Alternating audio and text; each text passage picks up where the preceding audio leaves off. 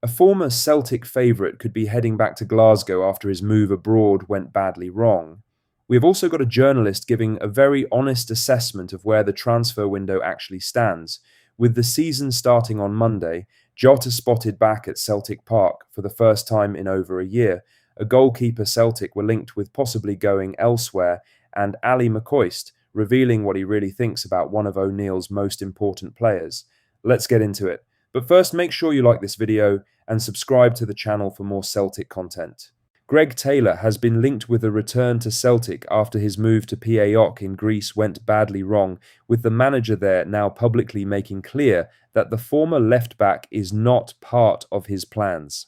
Taylor left Celtic just over a year ago after 6 years at the club, a spell in which he made 216 appearances, scored 9 goals and won 11 major honours under Neil Lennon, Ange Postecoglou and Brendan Rodgers. He was a hugely consistent performer who became a reliable starter and a real fan favourite during that time. The move to Greece was meant to be the next challenge. It has not worked out. He managed just 18 appearances in all competitions at PAOK, and his place in the squad was never secure. Now, according to Greek outlet Athlos News, new PAOK manager Alessio Lisci does not see Taylor in his plans for the upcoming season. That stance from the manager opens the door to a summer exit if the right offer comes in. Taylor has already added fuel to the speculation himself. He was recently spotted in a video on a golf course alongside former Celtic defender Charlie Mulgrew, and when asked about a potential return to Celtic in recent weeks, he stopped short of ruling it out completely. Celtic's left-back department is an area that needs attention this summer, which makes the timing of this story interesting.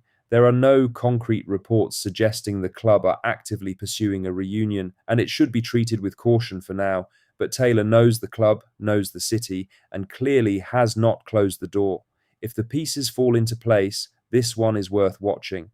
Now for the main story, as a senior journalist has given a frank and at times damning assessment of where Celtic's transfer window actually stands as the new league season prepares to kick off on Monday night. Camilo Duran remains the only confirmed signing of the summer. Casper Ho has passed his medical and is expected to be announced imminently, but beyond those two additions, the squad still has significant gaps. Dyson Maeda has left for Ipswich in the Premier League, and both Arne Engels and Reo Hatate are expected to follow him out the door before the window closes. The need for further reinforcements is obvious. Speaking on the STV radio football show, journalist Ronnie Charters offered an assessment that many supporters will recognise. He said, we're now in the third transfer window in a row where the Celtic fans are now boycotting, sacking the board and all the chances starting again. And after every transfer window, be it Michael Nicholson or Brian Wilson, come out and say, we'll learn from this summer's the big one, we'll be in a much better place. And they might be. Despite that frustration, Charters did suggest there is activity happening behind the scenes. He said, I had a few chats last week. If Celtic can get over the line what they are planning or what they would like to get over the line, I think they'll be in good shape.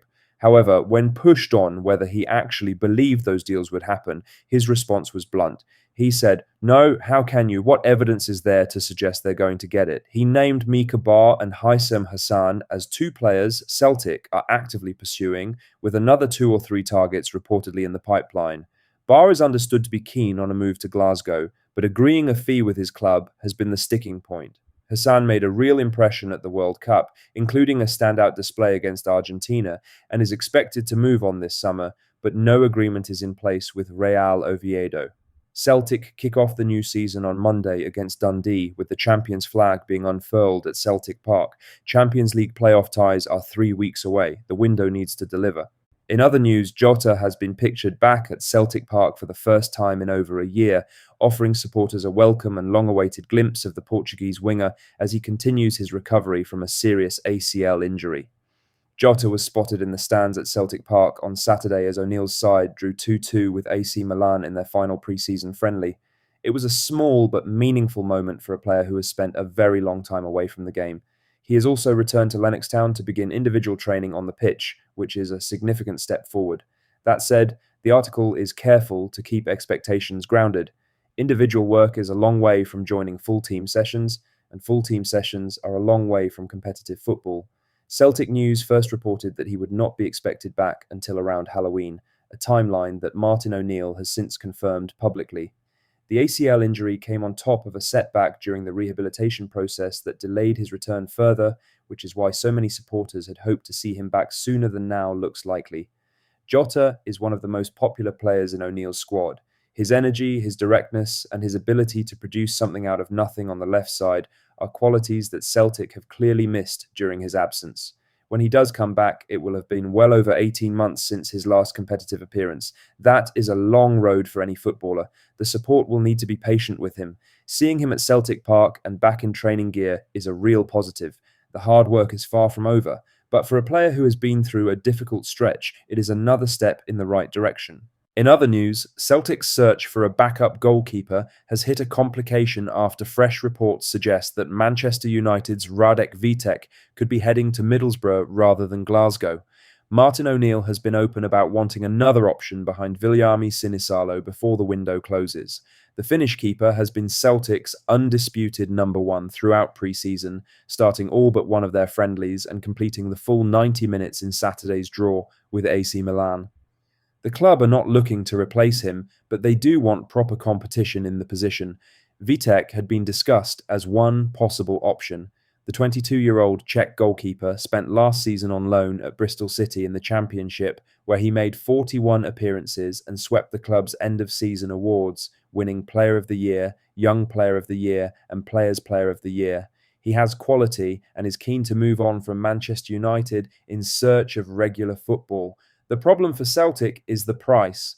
The club were told they would need to pay around £10 million to sign him, a fee that was always going to be difficult to justify for a player coming in as backup. There was no formal bid made and no talks with the players' representatives.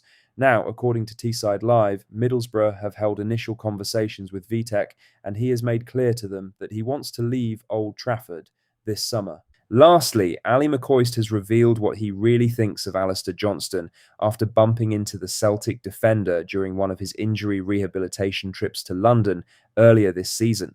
Johnston had a difficult campaign by his own high standards, picking up 2 hamstring injuries that limited his involvement for long stretches. At his peak, he is one of the best right-backs in the division, and a huge part of how O'Neill's side function going forward. Losing him for significant periods last season was felt. McCoist, speaking on the Open Goal podcast, recalled meeting Johnston on the journey back from London during one of those rehab trips and was clearly impressed by what he found. He said, "I thought the big miss for Celtic last season was Carter Vickers and Johnston, definitely. I actually met Alistair Johnston coming back up from London. He was struggling with injury and all that stuff. I think he was down getting an X-ray, MRI, or whatever it was, blethering away to him. He's an impressive individual, and I thought, yeah, he could probably go again." That's all the latest Celtic news for today. Make sure to hit that like button, subscribe if you haven't already, and drop a comment below with your thoughts. I'll see you in the next one.